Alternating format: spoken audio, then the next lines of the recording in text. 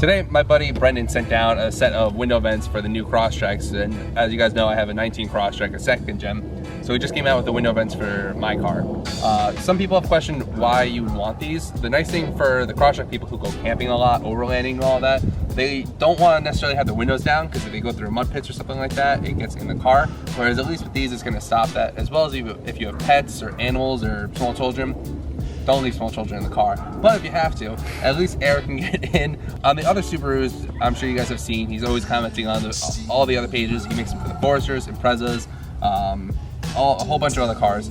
That's also for a track day. Unless you're taking the Crosstrek to a track, not really useful. But again, for the overlanding community, the camping people, the animal lovers, they make perfect sense, and they're really easy to install. You want to talk through this, or just be weird and quiet? All right, so first step, you're just going to roll down the window all the way, make life easy. Then you're going to take the window vent. The glossy side faces in, and there's one per side. They're not bi-directional, it only fits one way.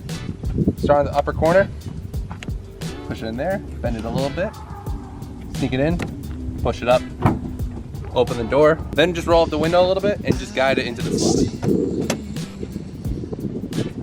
And that's it. So it's a really easy install. You can do it with one person. This being a framed window, it's a little bit easier than the frameless windows. That's basically it. And then to remove it, just lower the window all the way and pop it right on out. Throw it in there, roll up your window, and you're good to go.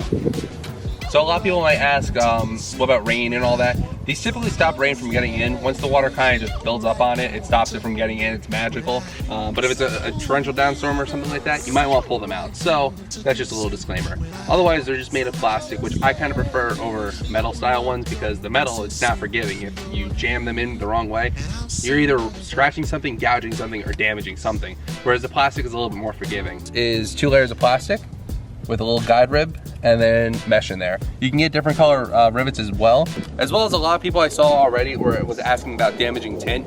Little known fact, the factory glass is dyed during the making process. So while it's still liquid form, the dye is added, and that's how you get a tinted factory glass. This isn't film, so you're not really gonna chance ripping it off.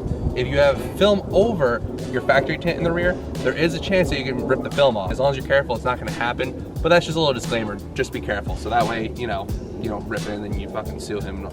So if you guys have any other questions, just comment below on them or comment on the Facebook post. I'll make a post. If you guys use Cars and Cody as a coupon code, you get a little discount.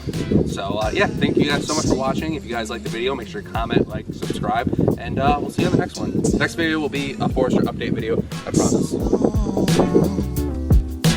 I'm still here, baby.